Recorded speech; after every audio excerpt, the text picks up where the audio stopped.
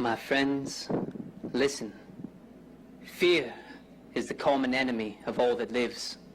Fear is what causes the weak to panic, the strong to overbear. Fear causes us to lash out, to attack what we do not understand. Fear paralyzes us, keeps us servile. It is not the government, but our own fear that has led us to this point. No tyrant, but what weakness dwells inside of us caused us to be slaves. No FBI agent put a gun to your head to force you to accept this system. No U.S. Marshal dragged you from your home in chains to vote for the government's policies. No policeman beat you senseless to keep you from running for office yourself. We live in the freest country in the world, and yet we are slaves to our own fears.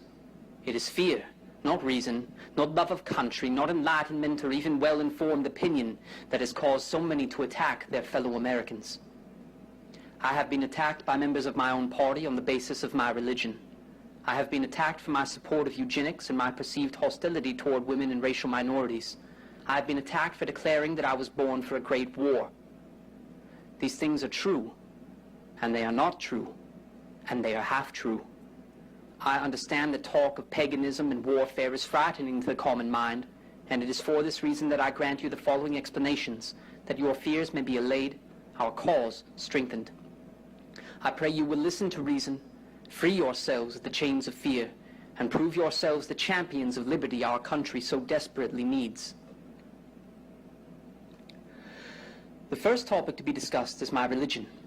I have been a pagan since I was 13 years of age, and I am proud of that fact. My religion is not an issue I wished to be central to my campaign, but it is an issue for which I have been the subject of much derision, and so it must be addressed. Article 6 of the Constitution of the United States prohibits a religious test as a qualification for federal office. It should not matter, legally speaking, whether a man or woman is Christian, atheist, Buddhist, or Confucian. But practically speaking, the citizens of our country are greatly concerned about the religion of their politicians. John F. Kennedy had to overcome the popular concern that his Catholicism might subject the United States to Vatican interests. Barack Obama has been derided alternatively as a Muslim, an atheist, and a pseudo-Christian. Mitt Romney is suspect for being a Mormon. It would be naive, then, to believe that things would be any different for a pagan. In fact, we can assume that things will be even harder. But difficulty is not problematic for the pagan. We seek out difficulty. We seek out danger and adventure. We want to scale forbidding mountains and brave monster-bearing seas. We want trials by fire and contests of strength. We want to set our will against the world, to gain honor by tribulation. The worse the odds, the better for us, and we find glory even in failure, so long as we struggled valiantly. Paganism is not a centralized religion. There is no one holy book. There is no one moral code. There is no one way, no single path to the future. But I will tell you my longing and my highest virtue. What I strive for is excellence. I have delved deep into the human experience, deeper than most men dare. I have seen light that would blind and darkness that would drive to madness. I have pushed harder than many dare dream. I have plunged to depths unimaginable. I have sought heights known to be impossible. And yet I too have struggled with envy and fear, had moments of weakness and self-doubt. Just as the Christian or Muslim fails time and again in his struggle to submit his will to the will of God, so do we pagans fail time and again to achieve our lofty virtues. But whether Christian or Muslim, Wiccan or Odinist, we who are religious all share the same passion, to live by our ideals, to focus our energy on what is highest, to give worship where the world gives only mockery. You may worship the Christ, the Father, the Spirit. I worship the sun, the trees, the waters. I see the Holy Spirit in all things, whether in the orchid on my porch, or the tree waving beyond the balcony, or the softly gliding clouds above. Does that disqualify me as a politician? Does that make me unelectable? Does that mean I cannot have a firm grasp on criminal law reform or the proper conduct of foreign policy? I see it as the opposite. I think that our politicians today are lacking precisely because they do not strive for excellence. American politics has made virtues of pettiness, of dogmatism, of shallow thinking. It has made vices of scholarship, of consideration, of nobility. The anti-intellectual climate we see in politics today is not the result of any government policy. It is the result of weak stomachs and rash tempers, of soft spines and mediocre minds, not in government agents alone, but in the citizenry itself. The renaissance of paganism is not part of my campaign platform, but when my religion is attacked, I am honor-bound to point out that a return to the virtues of courage and excellence and love and community would do the world some good. The second topic to be discussed is my position on eugenics. While in law school, I wrote a paper in which I stated that we as a society have a duty to implement a state-sponsored eugenics program.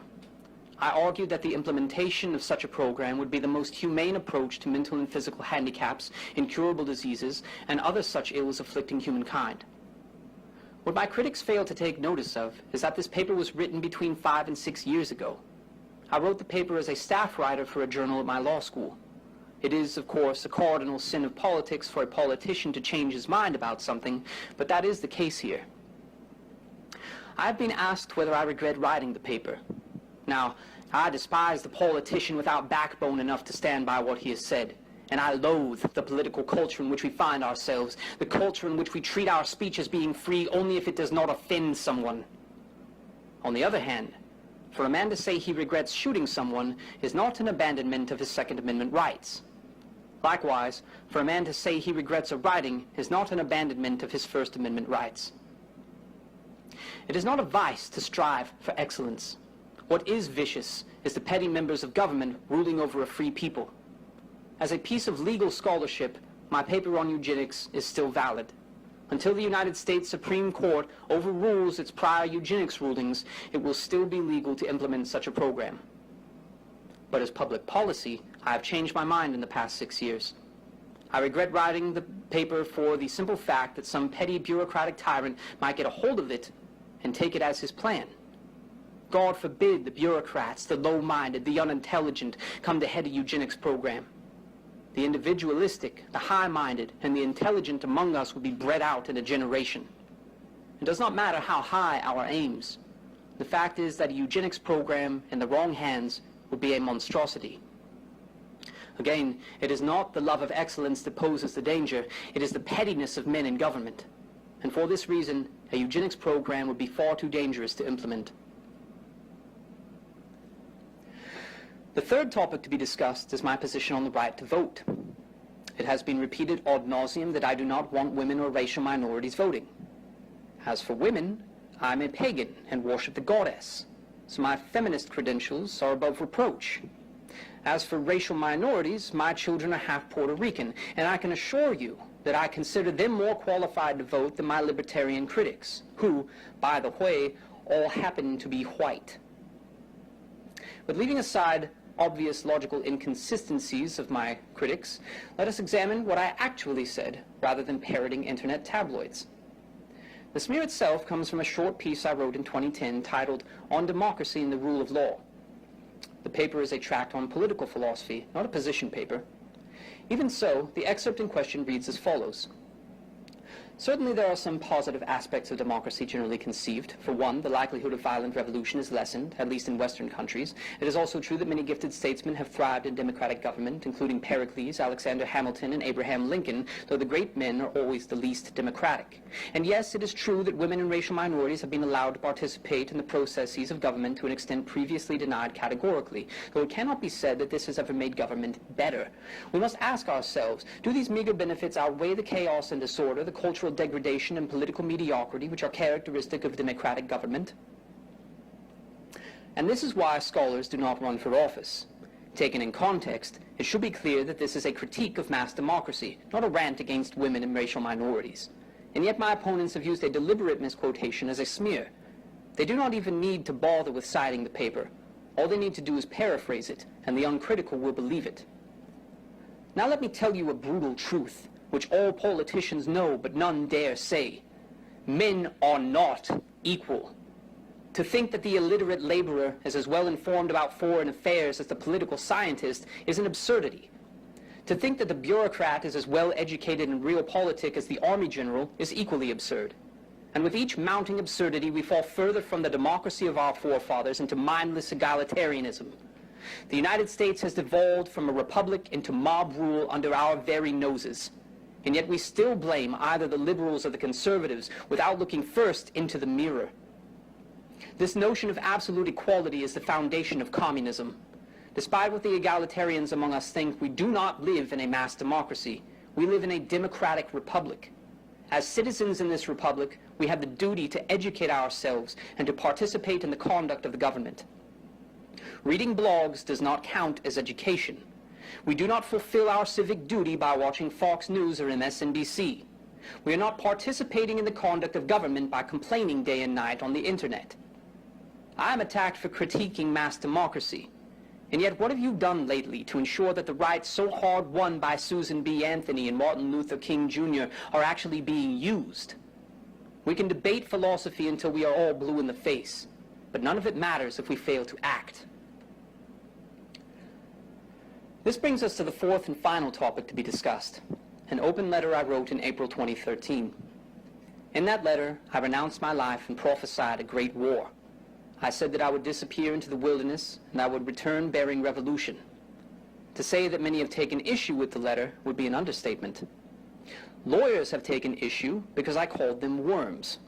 School teachers have taken issue because I said I was better at English. German shepherd lovers have taken issue because I bragged of my poodle. And that was just a satire. The FBI and the U.S. Marshals took issue because they thought me to be a threat. The Florida police departments thought I was a threat. Both of my graduate universities thought I was a threat. I wear that as a badge of honor. Who among you has caused the beast to take notice? Who among you has words with power enough to rouse this monster? Which of you is a threat to the system you claim to abhor? For if you are not a threat, then you are nothing. The government cares nothing for the voice of slaves. It listens only to free men and women dangerous enough to keep it in check. I have been asked many questions about the letter in the past 2 weeks of campaigning. Did I write the letter? Of course I did, and I stand by it. Do I regret the letter? Absolutely not. It was the beginning of my real life. Do I believe a war is coming? I would not have written it otherwise. Why did I write the letter? Now there is the question that matters. And yet it is always the least and the last of the inquiries. One of the greatest moments in a man's life is the moment of mystic renunciation. The Buddha, forsaking family, palace, and rank, left for the wilderness and found enlightenment. The Christ, leaving for the wilderness, was tempted by Satan. There he found himself. Countless millions of us have followed in that tradition, so essential to the human experience. It is the day a man makes his choice to worship the spirit over the material, the reality over the illusion, God over man. This sort of talk upsets modern Americans. We are now too secular, too agnostic, too enlightened to bother ourselves with such foolishness. And should God give us visions of war, then God himself must be banned from our polite society. I'm not ashamed for having followed my visions. I will not backpedal to make myself more appealing to the materialists. But aside from these personal revelations, it should be clear to anyone with eyes open that America is headed towards civil war. Look at the cops holding assault rifles on American streets. Look at the military-grade trucks and helicopters in our cities. Look at the riots of the voiceless, sick of waiting for the weak-willed politicians to do something about police brutality and government overreach. Look at this and tell me you are blind to what comes. This will not be a war of race or of class, of North and South or Republican and Democrat. This will be a war of all against all. The question is not whether it will come. The question is whether you will fight, and what you will fight for. Will you fight for the freedom we have so long said we wanted, or will you hide in your house? Will you fight for the land your forefathers settled, or will you complain on the internet? Will you fight for the future of your children, or will you tell them it is safer to do nothing? The fact that I am neither a pacifist nor a coward does not make me less a libertarian than my fellows. My ability to say aloud what others only dare whisper in their living rooms does not make me a terrorist or a lunatic. I would point out to you all that we would still have a monarch were it not for the Civil War of 1776.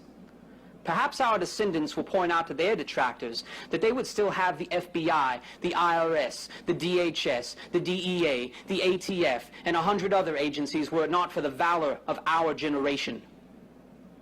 Or will they say we failed? Or will they say we lacked the courage to stand up for ourselves? Or will they say we gave lip service to freedom while bowing to the government? Or will they say we feared the president's men more than we loved our country? The choice is in each one of us. Search your heart, you who are listening to this message. Discover whether you are slave or free.